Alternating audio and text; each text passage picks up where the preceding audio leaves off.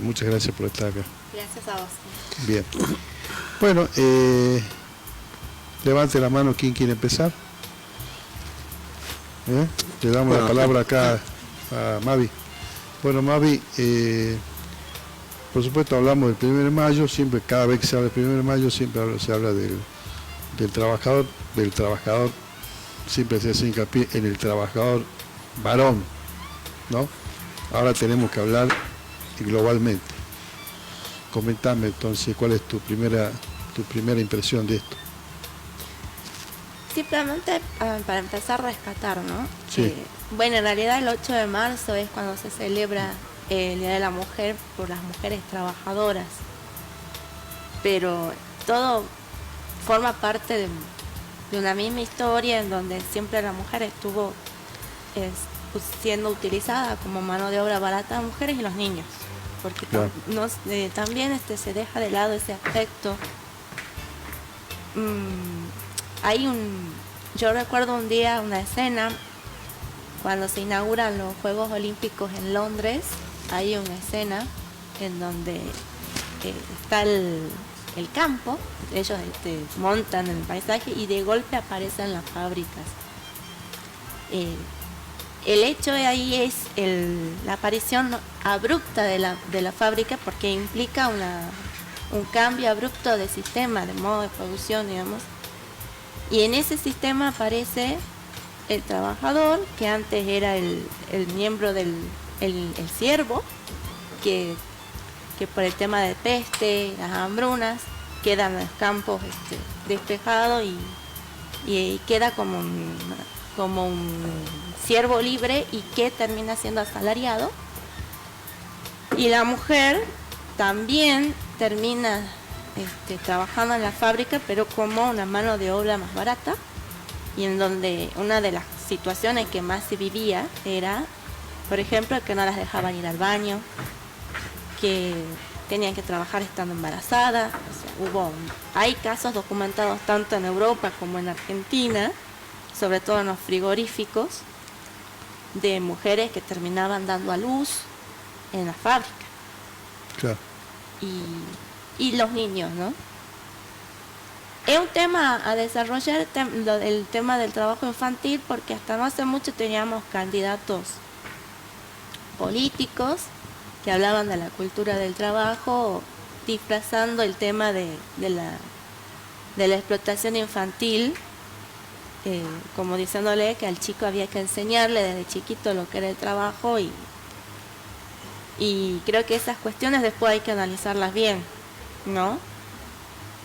Pero retomando el tema del rol de la mujer, si bien el 1 de mayo fue el puntapié inicial y después se avanzó sobre derechos laborales, derechos políticos sobre todo, de la mujer, yo podría decir que todavía tenemos cuestiones a resolver, sobre todo en este contexto. ¿Cuáles, por ejemplo? Estamos en la era en donde la idea de familia ha cambiado. O sea, no es que ha cambiado, sino que hay diversos núcleos familiares. O sea, ya no es la familia tradicional de mamá, papá e hijos. Después de los 90 emergieron muchas jefas de hogar, madres solas o que su marido quedó desocupado. Muchas de esas mujeres formaron o integraron lo que hoy conocemos como los movimientos obreros, los movimientos sociales. Perdón. Muchas de esas mujeres de los movimientos sociales son las que salieron a la calle. Y acá va la primera cuestión. Desde el punto de vista político, esas mujeres no están siendo reconocidas. Dentro de los movimientos sociales hay una característica, lo abro con conocimiento de causa, porque yo en un momento milité dentro de un movimiento social. Tenemos una característica, y es que la mayoría, lo que se llama bases, las bases son mujeres. Hay una mayoría de mujeres trabajando en comedores, haciendo otro tipo de trabajo en cooperativa, pero la cúpula dirigencial de esas organizaciones sociales son de varones. Esto no es algo que lo estoy inventando yo, es una discusión que a veces se da dentro de los espacios donde se reúnen mujeres de diferentes organizaciones, en donde se reconoce que es una batalla a dar todavía, y donde existen casos en donde en las reuniones políticas los hombres se reúnen y mandan a las mujeres a la cocina a que le hagan, a que sirvan el Claro. lunch o lo que sea. Claro. Y son muy pocas mujeres en los movimientos sociales que han llegado a ocupar un espacio de decisión. Las pocas que lo han hecho lo han tenido que hacer a los codazos. Claro. Pero ¿por qué digo que hay que reivindicar a la compañera que está trabajando en los comedores? Porque esa compañera no solo le da de comer, si bien no es lo ideal, sabemos que no es lo ideal que existan comedores, que lo ideal es que las familias puedan comer en su casa, porque existe justicia social. Pero en los 90 ya empezamos con esta situación y todavía seguimos sin resolver. Esa mujer no solo contiene al niño o al padre o a la madre que va a solicitar su vianda. Esos comedores a veces se convierten en casas seguras. ¿Qué significa esto? Hay mujeres que escapan de la violencia que viven en su casa, y se van a los comedores con los niños. Y esas cuestiones no se saben, son muy pocas las compañeras de los movimientos sociales que lo comentan, y no se visibiliza. Creo que una deuda con el movimiento, el que tiene el movimiento feminista aquí, digamos, Sí. es... No solamente en Salta, sino en todo el país. Yo hablaría por Salta, yo no sé en todo el país. Yo hablo por el conocimiento de causa de Salta, de cómo se mueven las compañeras, con todo el respeto que me merecen, pero entiendo yo que hay situaciones y cosas que no están contemplando. La otra situación que yo puedo mencionar es la discusión salarial sin perspectiva de género. Es decir, yo siempre digo, está bien, se habla de un salario mínimo que está en 30.000 en este momento, no me acuerdo, sí, que no es 30.000, nada, sí. digamos. O sea, no se vive, una madre soltera no vive con 30.000 trabajando 8 horas, digamos, y con hijos a cargo. Claro. Eso es lo que yo creo que hay que empezar a contemplar. Es fácil cuando hay dos integrantes de una familia que cobran el salario mínimo, no es fácil, pero llega un poco más a fin de mes que una madre sola. Y lo mismo que el INDEC, cuando mide, hace las mediciones, siempre habla familia tipo 4 y se olvida de cómo es que vive una mujer sola, una mujer que tiene que darse vuelta, que tiene que Una buscar mujer que hace de padre y madre a la vez. padre, madre, que tiene que buscar la manera de poder trabajar sin descuidar, porque el otro desafío es ese, ¿no? No descuidar a tu hijo. Claro.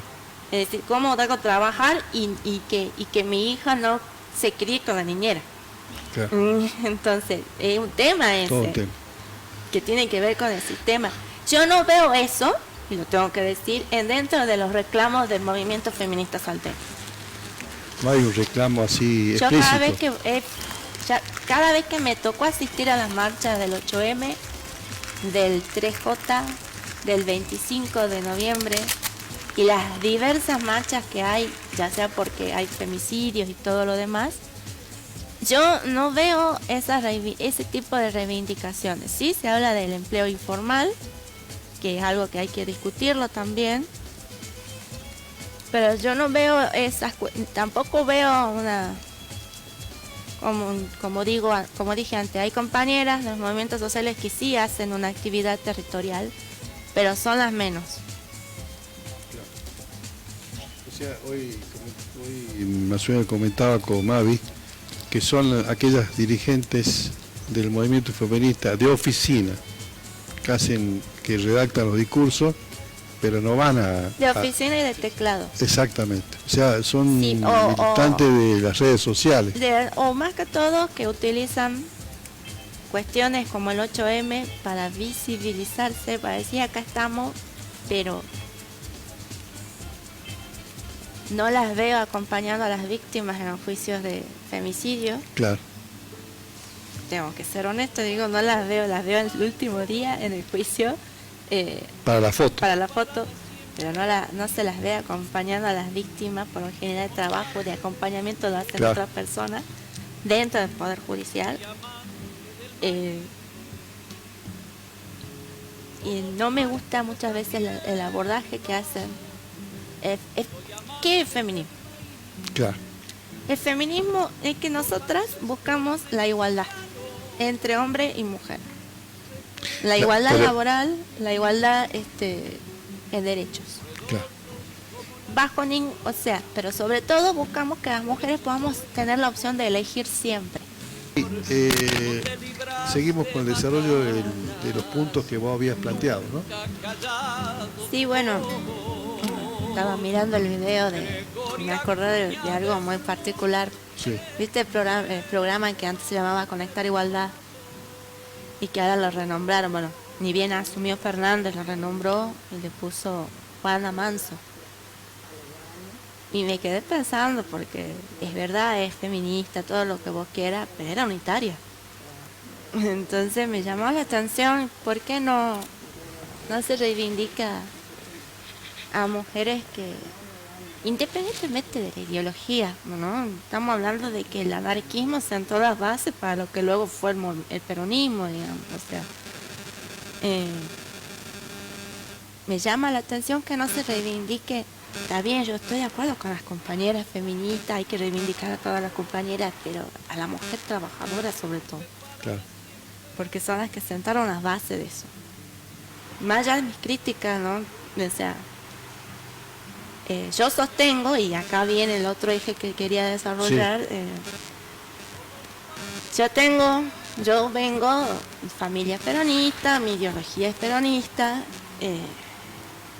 siempre tenemos 3 banderas, que es justicia social, independencia económica, soberanía política, eso a nivel país, ¿no es cierto?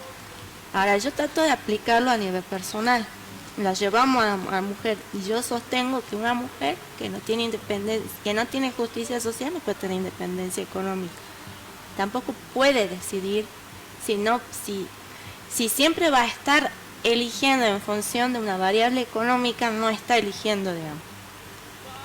Esa es una discusión que a veces tengo con algunas compañeras, en el sentido de que cuando hablamos de liberación, la liberación a la mujer no se va a dar en tanto no se discute el sistema el sistema económico, porque la liberación cultural, bien, suena muy bonito, pero si yo resulta que me siguen pagando mal y tengo que decidir entre ser madre o no en función de lo que gano, o estudiar una carrera en función de lo que gano, no hay liberación posible ahí. Entonces, todo bien con el patriarcado, todo bien con el sistema de dominación, pero a mí me parece que lo primero es eso, resolver la base económica, cuestionar eso.